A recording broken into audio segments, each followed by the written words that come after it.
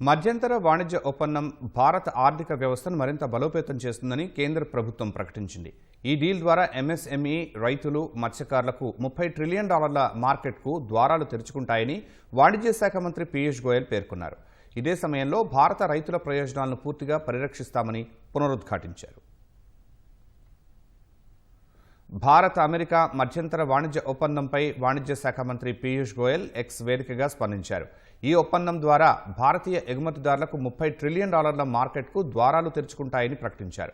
ప్రధాని నరేంద్ర మోదీ దృఢమైన నాయకత్వంలో ఇరు దేశాల మధ్య ఒప్పందం తుది దశకు చేరుకుందన్నారు.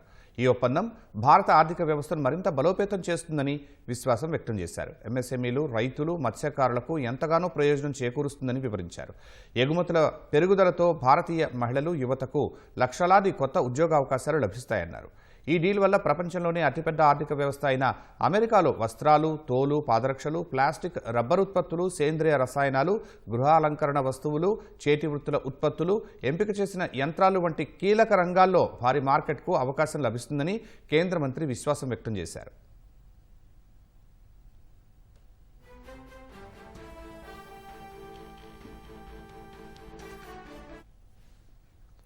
జనరిక్ ఫార్మాస్యూటికల్స్, రత్నాలు, వజ్రాలు, విమాన భాగాలు వంటి విస్తృత శ్రేణి వస్తువులపై సుంకాలు 0కి తగ్గుతాయని కేంద్ర మంత్రి చెప్పారు.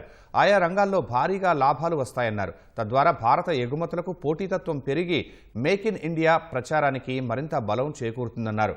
అదే సమయంలో భారతీయ రైతులు, పాడి పరిశ్రమ ప్రయోజనాలను పూర్తిగా కాపాడుతామని తెలిపారు. మొక్కజొన్న, గోధుమ, బియ్యం, సోయా, పౌల్ట్రీ ఉత్పత్తులు, పాలు, చీజ్, ఇథనాల్, పొగాకు, కొన్ని కూరగాయలు, మాంసం వంటి వ్యవసాయ, పాల ఉత్పత్తులకు పూర్తిగా రక్షణ ఉంటుందని పునరుద్ఘాటించారు. రైతుల ప్రయోజనాలను కాపాడటానికి, గ్రామీణ జీవనోపాధిని నిలబెట్టే విషయంలో భారత్ నిబద్ధతను ఈ ఒప్పందం ప్రతిబింబిస్తుందని పేర్కొన్నారు.